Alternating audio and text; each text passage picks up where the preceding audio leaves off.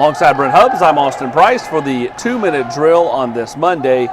Hubbard, when you look at, the offensive line, that's going to be one of the biggest questions heading into this 2023 season. How will they play? The losses of Jerome Carvin and Darnell Wright.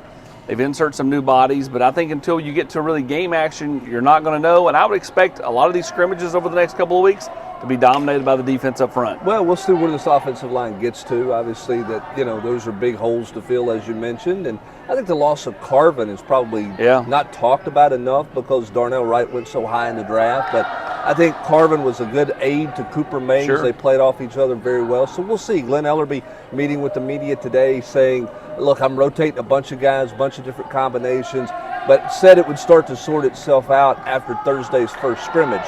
What does that look like? We'll see. I think you're pretty solid at 3 of the 5 spots. The question becomes, what does right tackle look like? What does left guard look like? Which has been the discussion point we've had since the Clemson game ended in the Orange Bowl. I asked John Campbell afterwards just kind of how much weight he had lost because he looks dramatically different. He said he didn't know an exact number, but just said he'd lost the belly. He's got to lose the belly for the girls, he said. Well, I'm like, teach me, he looks like he's in better shape.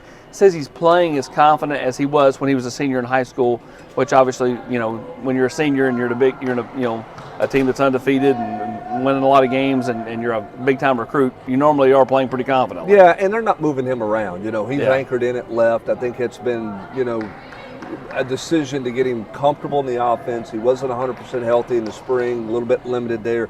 He's been, healthy all summer. He's gotten comfortable there. So I think Tennessee's pretty solid there. Then it becomes what happens. I mean, Gerald Mincey's working a little bit at right tackle, but really J.J. Crawford and Dane Davis are splitting the time there.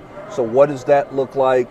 And then what is that competition at guard? And what are they at the backup center position? Because I don't know that you're completely established at that spot either. Now, Cooper Mays, you want him on the field all the time, as we talked about. Bubble wrap. But, we'll see. There's a lot of questions to answer. They're getting tested because I think this defensive front's deep.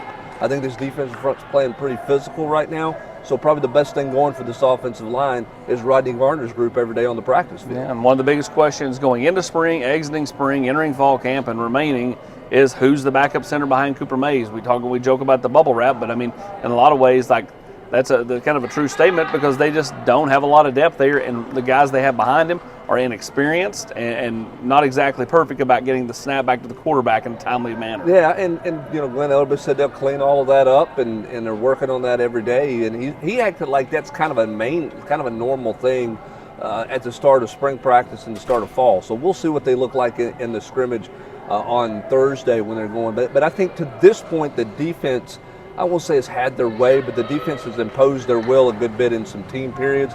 We'll see what that looks like when they get into a full scrimmage setting and they turn everything loose, nothing scripted out, you're playing football.